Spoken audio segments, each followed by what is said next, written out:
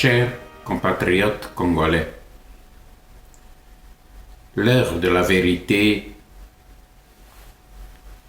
va sonner. L'heure de la vérité a sonné. Le jour du malheur que nous avons tant redouté pour notre pays et pour notre peuple est en passe d'arriver très bientôt. Durant près de 20 ans, j'ai crié comme une sentinelle aux abois pour vous mettre en garde contre le processus très avancé d'occupation et de balkanisation entrepris par des lobbies politico-militaires et mafieux tutsis contre notre pays, la République démocratique du Congo.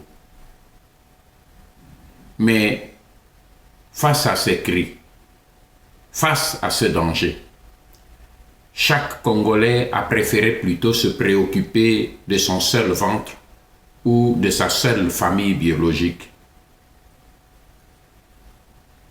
La nation congolaise, la patrie, semble avoir disparu de l'échelle de valeur de l'élite congolaise. Mais pendant ce temps, l'ennemi, lui, qui a observé des années durant l'insouciance, l'incivisme et l'indifférence du peuple congolais, de sa classe politique, de sa société civile et de son élite en général, l'ennemi, disais-je, a décidé de passer à la vitesse supérieure pour nous surprendre. En effet, au moment où les Congolais se prélassent dans les débats creux et futiles de dialogue, d'élection, de transition, et au moment où le peuple s'apprête à passer dans la morosité et la méditation, le jour anniversaire de sa souveraineté qu'il a perdu, les occupants rwandais ont choisi ce moment-là pour lui faire un pied de nez. En effet, le grand du staff du commandement du Tutsi Power, qui dirige la RCD, la RDC, s'est tenu et s'est réuni dans la ville frontière de Gisenyi au Rwanda, autour de Paul Kagame et de Joseph Kabila ce samedi 25 juin de 21h à 23h et dimanche 26 juin de 12h à 15h. La rencontre était classée top secrète, loin de la curiosité des Congolais. Les principaux membres influents du Tutsi Power avaient discrètement rejoint la ville de Goma pour prendre part à cette messe noire de Gisenyi au Rwanda. Il s'agit notamment de James Kabarebe, Azarias Ruberwa, Bizimana Karamueto, Moïse Nyarugabo, Deogracias Rugwerwa, Rugwiza, les généraux Bisengimana et Yave, Moïse et enfin Jeannette Kagame, l'épouse de Paul Kagame. Un seul point était inscrit à l'ordre du jour de cette rencontre. Il s'agit d'accélérer l'accomplissement du projet méphistophélique de la balkanisation de la République démocratique du Congo. C'est ça qui a justifié la présence dans cette réunion de Gisenyi de 7 officiers rwandais chargés de la planification du projet de la balkanisation de la République démocratique du Congo au sein de l'état-major particulier de Paul Kagame. Ces 7 officiers rwandais avaient pour mission d'exposer et de défendre le planning qu'ils ont préparé pour l'exécution du processus final d'annexion du Grand Kivu au Rwanda. Quelques événements intervenus ces derniers temps ont motivé cette démarche du Tutsi Power. D'abord, la détermination de l'administration américaine de chasser Joseph Kabila du pouvoir en RDC par tous les moyens et surtout le refus brutal des officiels américains de recevoir les 2 émissaires, Jeannette Kabila et Kikaya, que Joseph Kabila venait d'envoyer aux États-Unis contre l'avis de l'ambassadeur des États-Unis à Kinshasa. Ces 2 événements ont contraint Paul Kagame à proposer à ses frères du Tutsi Power l'option fatale et finale, c'est-à-dire arrêter un plan d'action d'urgence pour proclamer l'État libre du Kivu ou la République du Volcan. La décision du nom va être prise dans la prochaine rencontre, et cela avant la fin du mois de septembre prochain. Il va sans dire que Paul Kagame a pris en compte aussi et surtout le phénomène important de l'éveil du peuple congolais et sa détermination à stopper le processus d'occupation et de balkanisation. Il fallait donc pour le Tutsi Power d'agir très rapidement avant que le soulèvement n'ait eu lieu. Il faut surprendre le peuple congolais. Durant cette réunion, Paul Kagame a donné des instructions formelles à Joseph Kabila de prendre à sa charge la logistique humaine et matérielle de cette opération. Kabila a rassuré son chef que l'effectif de 1000 guérilleros namibiens fraîchement arrivés par route au Katanga en provenance de la Namibie était déjà transféré à Lubero et à Beni dans la nuit de samedi à dimanche 26 juin. Ce sont ces terroristes namibiens qui vont déclencher l'attaque qui provoquera le chaos et ouvrira la voie au démarrage du plan d'annexion. Les éléments de l'armée rwandaise basés dans le Kivu seront renforcés par les nouvelles troupes mobilisées pour occuper les régions stratégiques de Massissi et Rutshuru. Et personne de sérieux ne saura prétendre que les troupes de l'ONU sur place au Kivu, partout dans le terrain, ne sont pas déjà au courant de ces préparatifs. Chers compatriotes congolais, devant l'histoire, nous sommes tous des gardiens de la souveraineté de notre peuple et de l'intégrité de notre territoire national. Et nous sommes aujourd'hui au rendez-vous capital de l'histoire de la République démocratique du Congo, notre pays. Car de notre attitude dépendra sa survie ou sa disparition à jamais. Mes frères, les lobbies Tutsi rwandais, sous la direction de Paul Kagame, ont entamé étape par étape, sous nos yeux, durant 2 décennies, le processus d'occupation et de balkanisation de notre pays. Ils ont commencé par envahir notre territoire national, de l'Est à l'Ouest, du Nord au Sud, et ils ont constaté que nous n'avons pas réagi. Ils ont alors tué nos chefs coutumiers. Ils ont chassé de leur terre natale des millions de Congolais avec leurs femmes et enfants, et ils les ont remplacés par les populations allogènes du Rwanda. Et ils ont remarqué que nous n'avons pas réagi.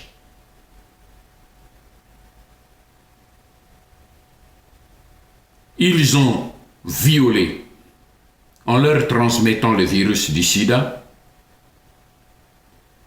des centaines de milliers de Congolaises de tous âges, à partir des bébés de quelques semaines jusqu'aux vieillards de plus de 80 ans. Ils ont déchiré leur ventre pour sortir des fœtus et ils ont détruit leurs organes génitaux pour les empêcher à jamais de donner la vie. Et ils ont vu que nous n'avons pas réagi. Alors, encouragés, ils ont décidé de repousser les bornes de nos frontières entre nos 2 pays à plusieurs dizaines de kilomètres à l'intérieur de notre territoire national. Et ils ont vu que nous n'avons pas réagi. Ils ont alors organisé des massacres de masse. Ils ont exterminé des jeunes gens et des jeunes filles sous forme de fausses rébellions ou de fausses milices étrangères. Et ils ont vu que nous n'avons pas réagi.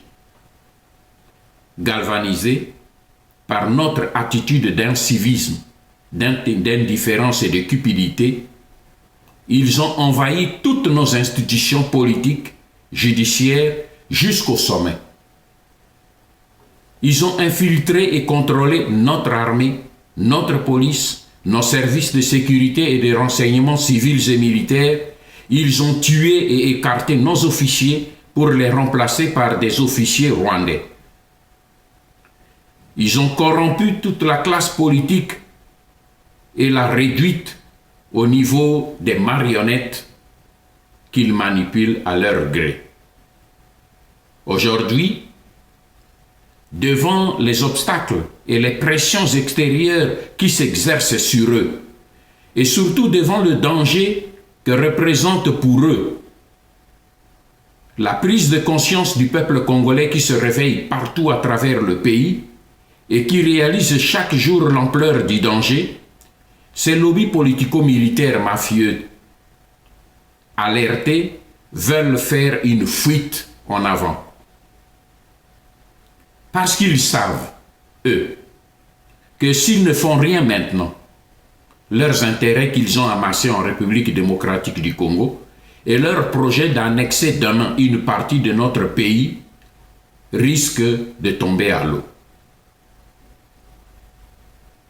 Ils savent d'ailleurs que les États-Unis comptent démarrer leur plan pour chasser Kabila, leur cheval de Troie en République démocratique du Congo, dès le mois de septembre prochain.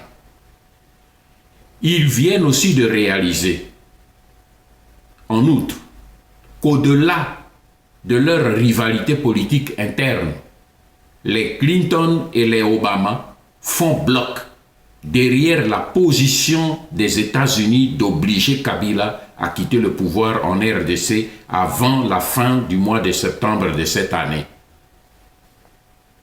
Le message est dur et sans équivoque que Periero et un membre de l'entourage proche de Hillary Clinton ont donné à Kikaya et à Jeannette Kabila lors de leur brève rencontre de 20 minutes dans l'hôtel à Washington, ont dit assez long.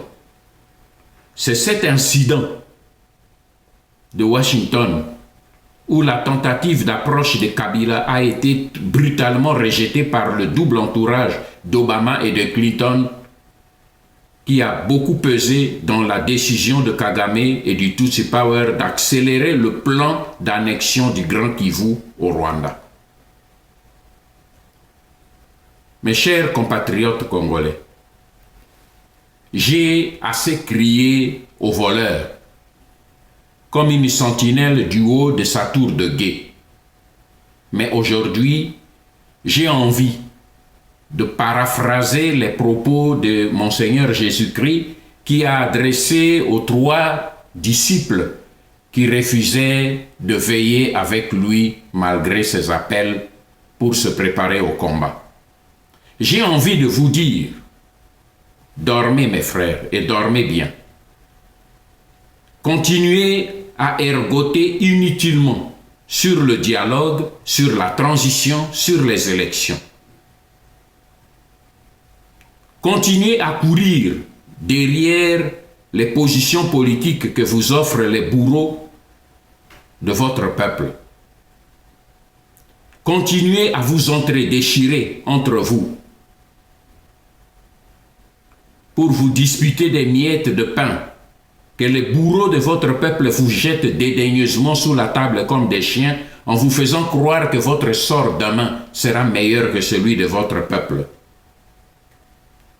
Continuez aussi à vous dresser contre vos compatriotes qui se battent courageusement pour stopper le danger de l'occupation et de la balkanisation de votre pays. Vilipendez-les, calomniez-les, trahissez-les auprès de vos bourreaux.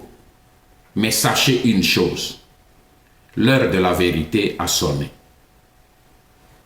L'heure est venue où les occupants et les envahisseurs tous rwandais sont sur le point de jeter les masques pour agir désormais à visage découvert.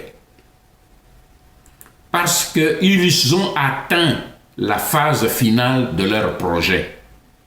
Et à ce stade, ils n'auront plus besoin de collabos ni de traîtres congolais pour accomplir leur projet. La preuve, lors de la rencontre de Gisenyi au Rwanda, ce samedi et dimanche, il n'y avait plus un seul Congolais, plus un seul collabo, plus un seul traître. Lors des délibérations finales, car à leurs yeux, il n'y a pas de bons et de mauvais Congolais.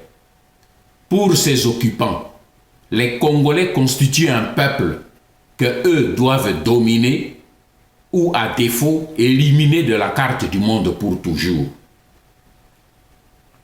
Chers compatriotes congolais, nous ne vous appelons pas à un sentiment dégradant de haine ou de xénophobie contre l'ethnie Tutsi et moins encore contre le peuple rwandais. Qu'on ne nous comprenne bien. Nous appelons le peuple congolais à se dresser plutôt contre ce lobby politico-militaire et mafieux des extrémistes et hégémonistes Tutsis qui croient, comme à l'époque d'Adolf Hitler, à la stupidité, à la stupide théorie de la supériorité d'une race sur d'autres à cause de leur prétendue origine divine. Cette folie de supériorité ethnique fut encouragée et développée durant la période coloniale par certaines puissances occidentales qui continuent encore aujourd'hui à instrumentaliser encore cette même hérésie pour piller indéfiniment nos richesses du sol et du sous-sol. Chers frères et sœurs congolais du Kivu, patriotes, civils et militaires, nous sommes plus que jamais solidaires avec vous. Mais le premier rempart de l'ennemi, c'est vous. Et je m'adresse d'abord aux garnisons militaires et aux camps des policiers disséminés dans les provinces du Kivu, de Maniema et de la province orientale. N'attendez pas que l'ennemi passe à la phase finale de son projet pour agir. dès maintenant, localiser les camps secrets où sont retranchées les troupes étrangères venues pour matérialiser l'occupation et la balkanisation de la RDC. Prenez des dispositions pour les harceler en groupe ou individuellement, pour les neutraliser au premier signe en détruisant leurs dépôts de munitions. Ils ne connaissent pas le terrain des opérations mieux que vous. Vous n'avez certes pas de munitions parce que Kabila veut vous offrir en holocauste aux troupes étrangères surarmées. Mais vous savez ce qu'un militaire doit faire en pareille circonstance. Vous connaissez mieux le terrain que vos adversaires. Ne leur laissez donc pas l'initiative du combat. Ne réagissez pas, agissez. Je répète, ne réagissez pas, agissez. Et vous comprenez ce que je veux dire. Au peuple des régions de l'Est de notre pays, à la jeunesse patriotique de la résistance, sans la pugnacité de laquelle le Grand Kivu serait déjà annexé au Rwanda, je vous appelle à vous préparer plus que jamais à l'affrontement avec l'ennemi, avec nos ennemis qui viennent de décider de vous arracher définitivement vos terres, nos terres. Nous devons refuser d'être des apatrides dans un monde où le peuple se sacrifie jusqu'au sang pour garder ou protéger leurs identités. Debout, Congolais, battons-nous pour léguer à notre postérité un pays plus beau et plus grand au cœur de l'Afrique. Que Dieu bénisse la République démocratique du Congo. Ingeta, je vous remercie.